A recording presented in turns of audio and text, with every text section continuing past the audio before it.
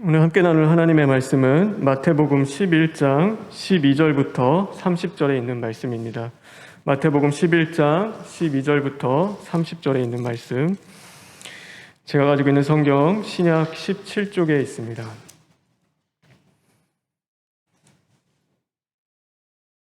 우리 다 같이 교독하겠습니다. 세례 요한의 때부터 지금까지 천국은 침노를 당하나니 침노하는 자는 빼앗느니라.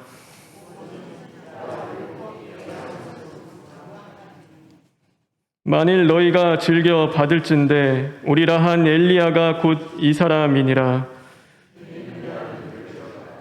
이 세대를 무엇으로 비유할까? 비유하건대 아이들이 장터에 앉아 제 동물을 불러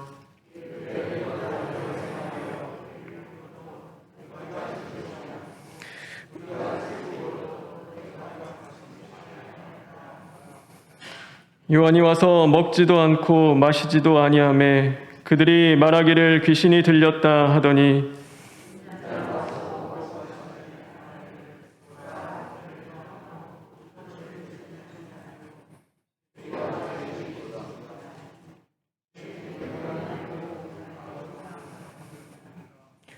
예수께서 권능을 가장 많이 행하신 고을들이 회개하지 아니하므로 그때에 책망하시되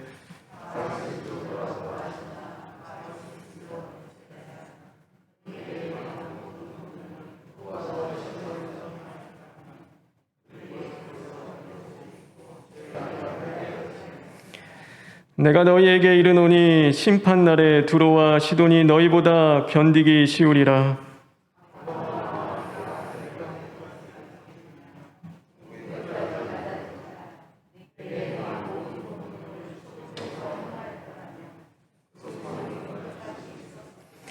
내가 너희에게 이르노니 심판날에 소돔 땅이 너보다 견디기 쉬우리라 하시니라.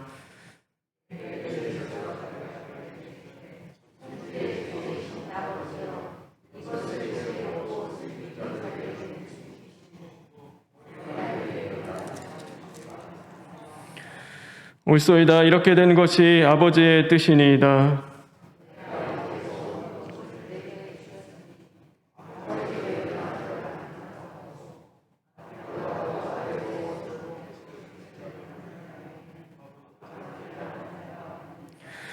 수고하고 무거운 짐진 자들아 다 내게로 오라. 내가 너희를 쉬게 하리라.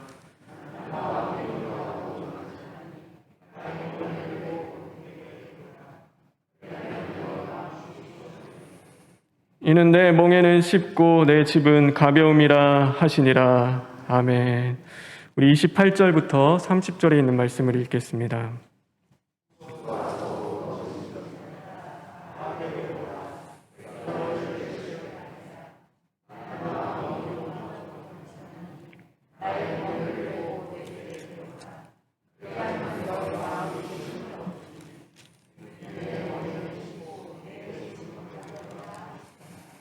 우리 16절, 17절에 있는 말씀을 읽겠습니다.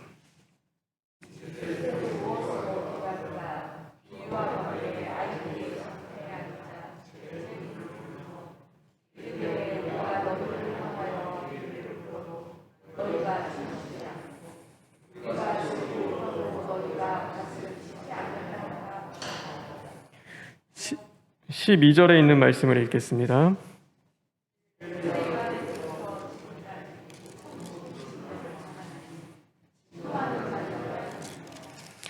우리 마지막으로 29절에 있는 말씀을 읽겠습니다.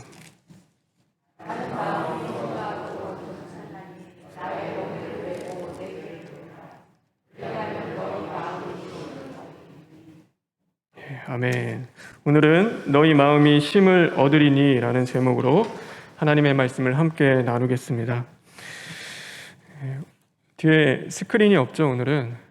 그래서 또 성경책 안 갖고 오신 분들도 또 어려움이 있으실 텐데, 저번 주 금요일 날 정전이 2번 된 적이 있습니다. 그래서 그때 이 프로젝터가 아마 그 데미지를 좀 입어가지고 지금 수리를 맡긴 상황입니다. 그래서 좀 불편하시더라도 이번 주는 좀 프로젝터 없더라도 우리 오랜만에 성경을 통하여서 하나님의 말씀을 또 읽고 함께 나눌 수 있기를 바랍니다.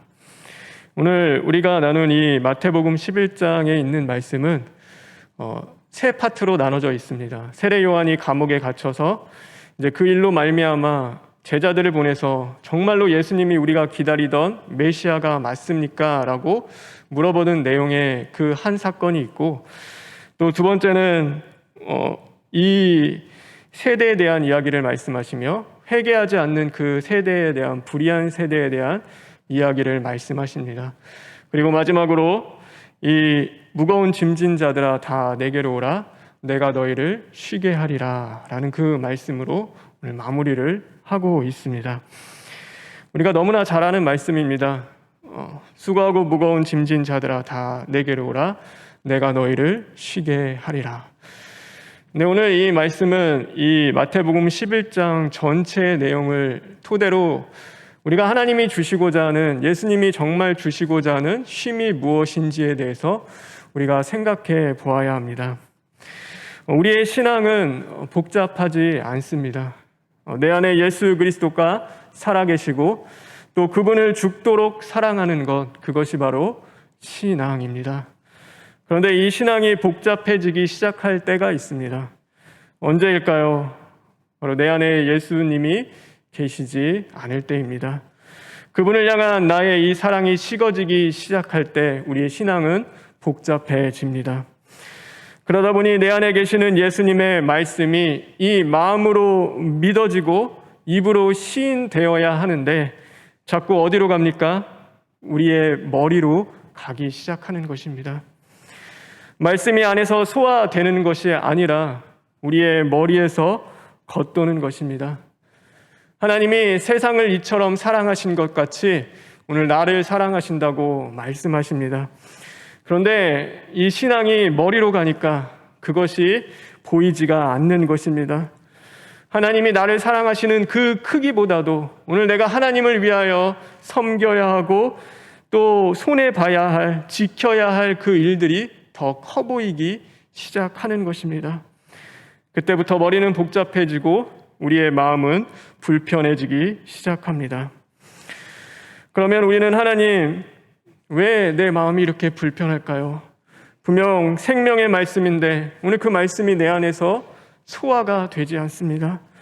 하나님, 자꾸 머리로 계산하는데 주님, 이 교만함을 이제는 십자가에 못 박고 불쌍히 여기시고 고치심으로 말미암아 하나님 애통하여 이제는 주님 앞에 기도할 수 있는 심령 되게 해주십시오. 우리는 그 하나님 앞에 부르짖고 나아가는 것이 맞습니다. 그런데 애통하며 기도하는 것이 아니라 단지 이 불편한 마음에서 벗어나기 위하여 율법만을 지키고 살아가게 될 때가 있습니다. 이 마음의 불편함을 벗어나기 위하여 율법을 지켰던 자들, 그들이 바로 바리새인들이었습니다. 그들은 하나님의 말씀대로 살려는 그 몸부림이 그들의 신앙 가운데는 없었습니다. 우리가 그렇죠, 누군가와 다투고 싸우게 되면 또 이렇게 돌아서서 와서는 이게 마음이 아프죠. 내가 왜 그때 그랬을까? 그래도 내가 성도인데, 하나님의 사람인데 내가 좀 더 참을 걸.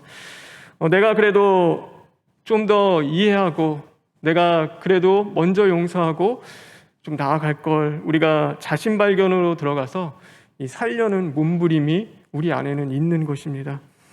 그런데 이 바리새인들은 그렇지가 않습니다.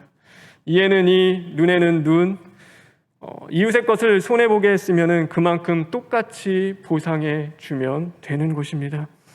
그러다 보니 이웃을 내 몸처럼 사랑하기 위하여서 그 몸부림치며 애통할 필요가 그들에게는 없는 겁니다. 단지 율법을 지키면 그들의 마음은 편해지기 때문이죠. 우리가 율법에 보면은 이혼할 때는 아내에게 이혼 증서를 주라고 이야기합니다. 그거는 이혼을 하라는 것이 아니라 어떤 수를 써든지 이혼하지 않고 또 주님 안에서 하나 돼서 살라는 그 말씀을 주는 것입니다. 그런데 그들이 율법에 나와 있는 대로 그 이혼 증서를 줌으로써 마음의 그 불편함에서 벗어납니다. 아내를 내 몸처럼 사랑하기 위해서 하나님 앞에 애통하며 부르짖고 몸부림치는 것이 아니라 그냥 자신의 편한 대로 이혼 증서를 써줌으로써 그렇게 이혼해버리고 마는 것이죠. 분명 하나님 보시기에는 악하고 그 죄를 범하고 있습니다. 그런데 율법을 범하지 않음으로 말미암아 그들의 양심은 아무런 가책이 없고 편안해지는 것입니다. 우리가 천주교에 보면은 그 고해성사라는 것이 있습니다. 여러분 아시나요? 그 신부 앞에 가서 자신이 죄를 지었으면은 그 죄를 고백합니다. 그러면은 그 신부가 이제 너의 죄를 사해 주겠다. 그리고 그런 것들을 줍니다. 뭐 이제 죄를 사했으니 교회를 위해서 10시간 봉사하고 이 마태복음을 10번 읽어라. 그렇게 무언가를 줍니다. 그러면 그들은 뭘 얻습니까? 그때까지 전까지는 이 죄로 말미암아 이 마음이 불편했는데 그 신부 앞에 가서 고해성사를 하고 오면은 이 마음이 편안해지는 것입니다. 그런데 문제가 해결됐습니까? 죄가 정말로 없어진 겁니까? 그렇진 않죠. 이것이 그들만의 문제는 아닙니다. 오늘 우리가 자칫 잘못하면 죄는 죄대로 지으며 살아갑니다. 그리고 종교 생활은 종교 생활대로 우리가 하고 있는 것입니다. 죄지며 마음이 아프고 괴롭고 불편해야 하는데 종교 생활을 통하여서 우리의 마음은 오히려 편안해집니다. 그런데 실상은 어떻습니까? 우리가 오늘도 그 우리의 대적 원수 사단으로부터 우리는 속고 사는 것입니다. 아무것도 변한 것이 없습니다. 병에 걸린 사람이 지독한 진통제로 잠시 자신의 고통을 잊고 살아가는 것처럼 오늘도 우리는 단지 고통을 잊고 살아가는 것이지 우리 안에 진짜 영적인 내적인 치료가 이루어진 것은 아닙니다. 여전히 죄라는 무거운 짐에 짓눌려 살아가고 우리의 심령은 점점 병들어 가는 것이죠. 그러면 우리가 정말 살 길은 무엇이겠습니까? 오늘 이 본문을 통하여서 예수님이 우리에게 주시고 싶은 그 진짜 말씀은 우리가 정말 살기를 원하면, 너희들이 정말 살기를 원하면, 그 마음에 쉼을 얻기를 원한다면 오늘 하나님 앞에서 애통하는 심령으로 살아가라라는 그 말씀을 주고 계시는 것입니다. 우리가 이 11장 16절 17절에 이런 말씀이 있습니다. 우리 다시 한번 읽어볼까요? 16절 17절에 있는 말씀입니다. 시작.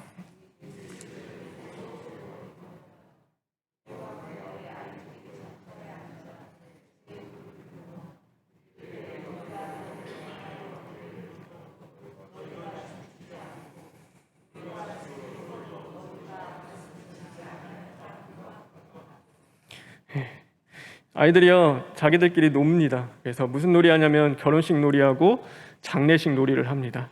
결혼식 놀이할 때는 피리를 부는데 피리를 불면 장단에 맞춰 함께 춤추며 놀아줘야 되는데 피리를 불어도 춤을 추지 않는 겁니다.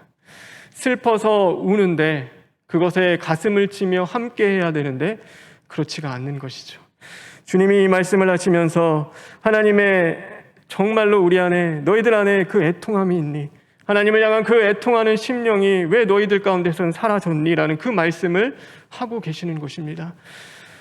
우리가 이 안에 애통하지 않으니까 결국 어떻게 됩니까? 12절에 보면 세례 요한의 때부터 지금까지 천국은 침노를 당하나니 침노하는 자는 빼앗느니라. 우리의 신앙이요 천국을 침노하지 않는 신앙이 되는 것입니다. 하나님의 나라와 그 하나님의 나라에 대한 간절함과 사모함이 우리 안에서 희박해지기 시작하는 것입니다. 왜요? 내 마음은 편안하니까요. 내 마음이 정말 불편하고 죄로 말미암아 아프고 괴롭고 힘들다면 오늘도 그 죄를 가지고 주님 앞에 나가 애통하고 시인하고 회개해야 하는데 오늘도 그냥 안전하다 평안하다 내 안에서는 그런 어떤 요동함도 없기 때문인 것입니다. 그래서 오늘 주님이 말씀하십니다. 진짜 마음의 쉼을 얻기를 원한다면 내 멍에를 메고 내게 배우라. 그것이 주님의 말씀입니다. 너희 수고하고 무거운 짐 그냥 내려놔. 내가 다 책임져 줄게가 아닙니다. 오늘 내 멍에 그 주님과 함께하는 애통할 수 있는 심령이 되라고 우리에게 말씀하는 것입니다. 그래서 우리는 죄에 대하여 애통하고 자녀를 위하여 애통해야 합니다. 내 남편과 아내를 위하여 애통하는 것이고 내게 허락한 교회와 이 나라를 위하여 애통하는 것입니다. 하나님의 말씀 앞에 나는 아무것도 할 수 없는 죄인이라는 사실을 이제는 고백하며, 하나님, 나는 자격이 없지만 나 예수님 없으면 살 수 없습니다. 하나님, 나 오늘 예수님 없으면 죽습니다. 죄인을 불러 회개케 하여 오늘도 구원하러 오신 예수님만이 나의 살 길임을 우리가 온전히 고백하며 간절한 마음으로 하나님 앞에 나아가야 하는 것입니다. 그럴 때 애통하는 자에게 하나님이 무엇을 주신다고 말씀하십니까? 애통하는 자는 복이 있나니 위로를 얻을 것이라고 말씀하고 계시는 것입니다. 저와 여러분, 하나님이 주시는 위로를 얻는 자들 되길 간절히 바랍니다. 오늘도 애통하는 심령을 통하여서 사람의 위로를 받는 것이 아니라 하나님의 위로를 받을 수 있는 저와 여러분 되었으면 좋겠습니다. 이 세례 요한이 감옥에 갇혔을 때요, 예수님이 해주고 싶은 말씀이 그거였습니다. 하나님의 위로를 받아라. 하나님의 위로를 받고 힘을 내어 오늘 너에게 준 사명이 주님을 위하여 순교하는 자리로 나아가야 하는 것이라면 오늘 끝까지 그 사명을 감당하라는 것이 예수님의 말씀이었습니다. 저와 여러분, 사람 앞에 나의 어려움과 수고와 고단함을 호소하는 것이 아니라 하나님 앞에서 우리의 심령을 토해내며 애통함으로 하나님이 주시는 참된 위로를 얻는 저와 여러분 되길 주님의 이름으로 축원합니다. 하나님이 주시는 위로는 그럼 과연 무엇일까요? 이 위로라는 것이 어떤 것이겠습니까? 이 위로라는 단어는요, 원래 원어로 보면은 함께하다, 곁에서 지켜보다라는 의미를 가지고 있습니다. 그래서 이 위로라는 것은 무엇이냐면 바로 주님이 나의 모든 것을 아시는 것입니다. 그것이 저와 여러분에게 주시는 하나님의 위로입니다. 아무것도 안 보이는 자리에서 남들이 안 보이니까 내가 뭘 해도 아무도 뭐라 하지 않지만 그래도 양심 한번 지켜보겠다고 몸부림치며 살아갈 때 그 몸부림치는 것을요, 사람은 몰라줘도 주님은 아시는 것입니다. 눈 한번 딱 감고 넘어가면 되는 문제가 있습니다. 그런데 그 앞에서도 주님 앞에서 내가 행하고 싶으니까 그것을 눈 감고 넘어가는 것이 아니라 몸부림칠 때 그 몸부림치는 것을 주님은 아시는 것이죠. 내가 원하는 결과가 아니더라도 하나님의 말씀에 그렇게 하라고 하니까 그래서 믿고 순종하는 그 일들, 사람들은 몰라도 오늘 나와 함께 하시는 주님은 알고 계시는 것입니다. 남들은 우리 자녀를 욕할 수 있습니다. 신앙이 없다고, 똑바로 살지 못한다고. 그러나 그런 자녀라 하더라도 그 자녀를 위하여 하나님 앞에 눈물로 기도하며 몸부림치는 일은 다른 사람이 몰라도 주님은 아시는 것입니다.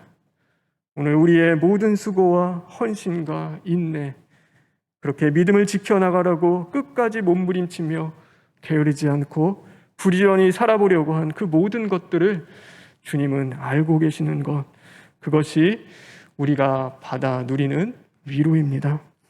하나님은 기억하고 계십니다. 그래서 하나님이 알고 계시는 것입니다.